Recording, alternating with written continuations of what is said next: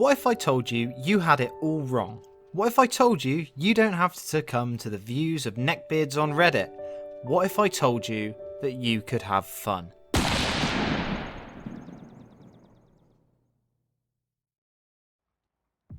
What's up guys, it's Average Ol, making average content for the average viewer. So we were about 3 months into the life cycle of Modern Warfare. There have been a lot of laughs, there have been many tears, but more than anything, there has been a fuck ton of whinging and whining. I know that this game is far from perfect, but the way that some other creators talk about it, you would be forgiven for thinking that this game actually gives you cancers and rotted off your bollocks. It seems like on a daily basis, I'm seeing videos of these creators absolutely slamming this game into the ground, and in a couple of these cases, these guys have admitted that they don't even play the game anymore. I think it's important to understand that although some of the points that these guys raise are completely valid, a lot of the time their whole channel and therefore their income is based off of toxicity and negativity, which is not only damaging to the game and the community, but ultimately damaging to YouTube as a platform. I'm looking at you 8 Thoughts, and just quickly, whilst we're on the subject of this goon, anyone who feels the need to repeatedly state at the beginning of every single fucking video that they are an alpha, probably actually definitely isn't, and they are most likely a bold, middle-aged knobhead. But I digress. The point of today's video isn't to bash another creator, but more his ideology. I'm here to tell you how to have fun in Modern Warfare. Before we go on, let's see if we can hit 30 likes on this video, and I'd like you to comment down below how you have been having fun in Modern Warfare. Okay, so first of all, I want to make it clear that I'm in no way claiming that this game is faultless. That being said, we have all dropped upwards of 60 quid on this game, so we might as well try and enjoy it. Let's get on with it, shall we? Number 1, Hardcore mode. Think of all the things that are made better when it's hardcore. Hardcore parkour, happy hardcore, hardcore metal, and of course, hardcore handicap porn. Wait, scrap that one. And in my opinion, the same can be said for hardcore mode in Call of Duty. Now it's up for debate whether or not hardcore mode actually requires more skill, or if it indeed is an easier mode in general. But that's neither here nor there for what I want to discuss today, and there is a fact that I cannot deny, and that is that I have a lot more fun playing hardcore recently than anything else. And yeah, that may be because it's easier, but in the grand scheme of things, does that even matter?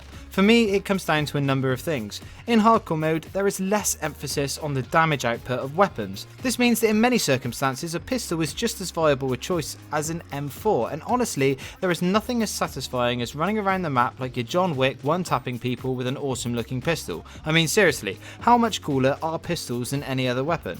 Nothing says I'm a hard motherfucker like pistol whipping an entire lobby. And I think that this shows more than what it seems on the face of things. I know it's a cliche, but variety really is the spice of life. And in normal core modes, because of the skill-based matchmaking and the time to kill and blah blah blah blah blah, you are putting yourself at a serious disadvantage if you aren't using any of the on-meta guns, namely the M4 or the MP5. But in hardcore, the merits of these weapons aren't amplified nearly as much, which means you are able to experiment and use all of the different weapons in the game without seriously damaging your chances of success, which brings me on nicely to my next point.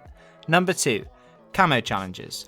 Now I know that these challenges aren't for everyone, and if you're more of a casual player, then the thought of grinding your way through hundreds of challenges just to get a shiny new skin for your weapon is about as entertaining as watching paint dry on a wall that's on the set of Love Island. But hear me out. I find that grinding for these camos makes the game so much more interesting, as it gives every match that you get into a certain amount of purpose and direction. But that's not it. It's no secret that the easiest way to grind these camos is to hop into a hardcore playlist. This means that getting long shots with a pistol makes you feel like you have the world's tiniest sniper rifle, and getting multi-kills can be as easy as some good positioning and 3 taps of the trigger. But because of this, you'll find that the hardcore games are full of other people doing the exact same thing, and this means that I found myself getting less frustrated because I'm not just dying from people abusing the overpowered weapons, and, with the exception of the mounted kills, the camo challenges quite often encourage a more fast-paced playstyle, meaning that you are getting killed by the dirty, filthy, stinking fucking little campers a lot less. Number 3, Gunfight. Now, I've said it once and I will say it again. Gunfight is a hell of a lot of fun. I'm only saying it now because I genuinely feel that this game mode is being slept on a bit and is seriously underrated. The game mode itself is a perfect mix of tactics, cunning and skill, giving you the same heart-pumping, turtle-heading moments of pure adrenaline as a battle royale game, only the difference here is that when you die, you are straight back into the action within a minute of seconds, and you don't have to go through the whole rigmarole of re-kitting yourself out and going through the preliminary boring stages of a battle royale.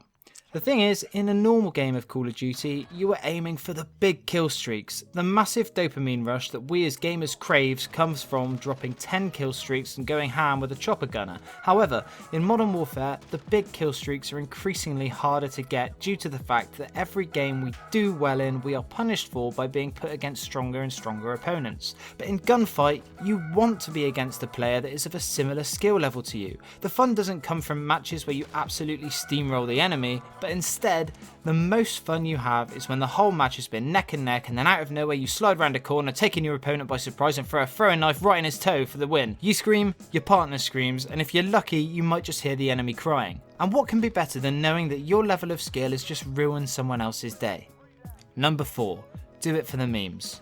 In the past, there have been many a fun meme tactic in video games. If you played Battlefield 4, you'll remember that one of the most fun pastimes was loading up a truck full of C4 and then going full on Allah Akbar onto a group of enemies and sending them sky high. Or how about cross-map tomahawk kills in Black Ops 2? The point is that there are endless amounts of fun to be had trying out funny and out-of-the-box ideas in games. For example, an obvious one might be equipping the riot shield and throwing knives and trying to one-man arm an objective on headquarters. Or for the more adventurous of you guys, why not jump into a ground war game with a buddy and get him to load up your recon drone with C4 and take out those pesky rooftop snipers without having to leave the safety of your own spawn. And if that gets boring, why not bust the Javelin missile launcher out and take out these roof campers in style. Number 5. Forget about your stats. As the age-old saying goes, high kill-death ratio, get loads of fellatio. Well, I'm not actually sure that is a well-known saying. In fact, I'm 100% certain that I've just made it up, but you get my point. For years and years, people have nurtured and caressed their in-game statistics. It's almost as if having a 3.2 KD in Call of Duty is as prestigious as being rewarded with the Victoria Cross. But I'm here to tell you that contrary to common belief, it means bugger all. It doesn't mean that you're a super Call of Duty athlete. It doesn't mean that anyone with a lower KD than yours is a trash scrub, and it definitely doesn't mean that you will impress all of the ladies and get more sex than Hugh Hefner. And more so in this Call of Duty than ever before. In the past, you would play a game of Call of Duty and for the most part your lobby would consist of a wide variety of players within a skill level that was generally representative of the community as a whole. By this, I mean that most games would consist of 1 or 2 above average players, about 6 average players, and the rest would be below average players. This isn't 100% accurate, but I'm just trying to speak generally. This means that if you were above average, you would be able to get really long kill streaks, and then after one game, the other good player might leave the lobby because he's annoyed that you're doing so well, and statistically speaking, he will be replaced with an average or below average player. This all meant that by staying in a quote good lobby, you would consistently be able to get a lot more kills than you did deaths. So these games, you could measure your skill level by having a large KD, but it still meant that you were just good at shitting on noobs. And like I said before, you won't win any medals by shaving your legs, putting on a Pokemon t-shirt and running in a child sports day. The difference with Modern Warfare is that there is without a shadow of a doubt a strict skill-based matchmaking system in place. This means that you will be placed with players of a similar skill level to you, and as a result the game is constantly trying its best to make every single player in the community have a kill-death ratio as close to 1 as possible. As you develop your skills and become more of an adept player, you will be placed in lobbies with other players who have also improved and are as good as you.